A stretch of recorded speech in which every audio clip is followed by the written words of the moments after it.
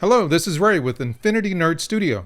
Welcome to the channel. Today I want to talk about the second trailer for Superman and dive a little into this new DC universe that's been created by James Gunn, better known as the DCU. I did enjoy the first trailer, and I also really like that sneak peek, the 5 minutes of footage that was released too. It's really cool that Krypto's going to be in this movie along with Superman's robots at the Fortress of Solitude. The robots seem to have their own personality, which is a really nice touch. She's new. He looked at me. I love the casting for Clark Kent and Lois Lane. David Cornsweet seems perfect for the role. He embodies both Clark Kent and Superman. Rachel Brosnahan looks really cute as Lois. I love the chemistry and the vibe that they already have with each other. Nathan Fillion and Isabel Merced are perfect as Guy Gardner and Hawkgirl respectively. Lately I have become a really big fan of Nathan Fillion. I love him in the TV show The Rookie. I cannot get enough of it. Don't forget he was also in DCU's The Suicide Squad as TDK.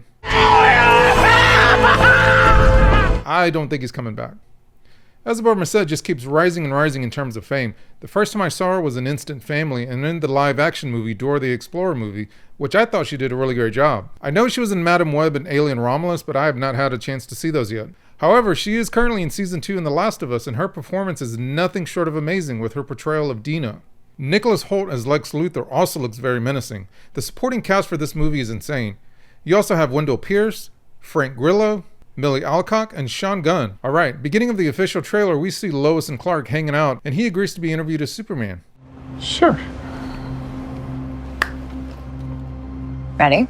Let's do it, Cronkite. Superman. Miss Lane. I must say, I did love the way his voice changes from Clark to Superman in an instant. Lois starts by mentioning that Superman has come under fire for meddling with foreign country affairs, and that Rick Flag Sr. is going to look into his actions. Superman is like, I stopped a war. Lois goes on to say he illegally entered a country.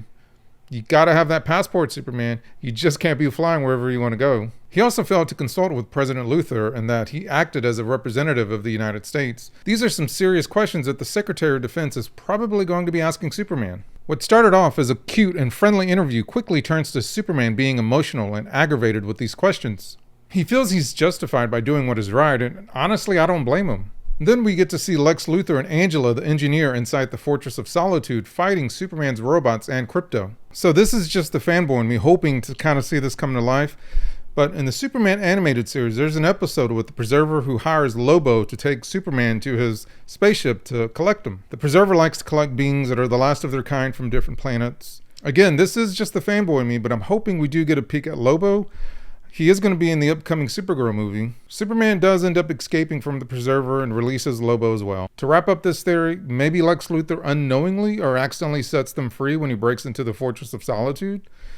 Hence why we get to see Superman fight a kaiju and a giant orb in the sky. The reason why that came to mind was the scene showing Superman in a clear carbonite type prison. After I went back and looked at it closer, I noticed his neighbors were regular everyday people. Then I saw the robots are courtesy of the Luthor Corporation, so this must be a Luthor Corp prison or something. The official trailer ends with a voiceover from Lex Luthor talking about his hatred for Superman. He even refers to Superman as an it. You can clearly see that Lex has a lot of jealousy over Superman. Overall, I really am pumped for this new universe. I think it's going to be a lot of fun. We're getting some characters that we haven't seen on the big screen like Metamorpho and Mr. Terrific. Yeah, we've seen them in TV shows and animated cartoons and stuff, but it's really cool that they're bringing them into this universe right off the bat. Superman should easily be a top 5 movie in 2025 with all these new characters and promising leads.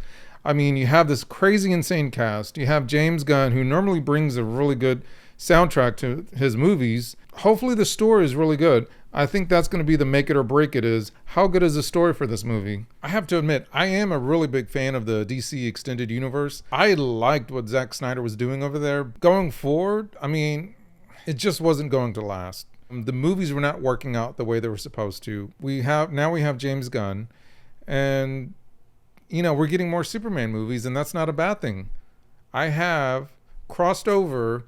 And for the rest of the DCEU people, come on with me. It looks like it's going to be a lot of fun.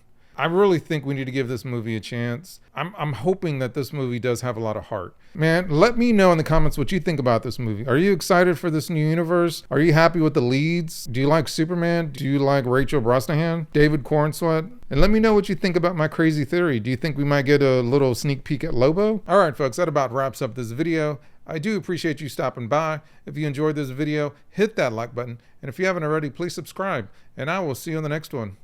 Peace. Watch out! A giant kaiju monster is destroying the city! This looks like a job for Superman! He flies in with a powerful punch! Ew! Slime explosion!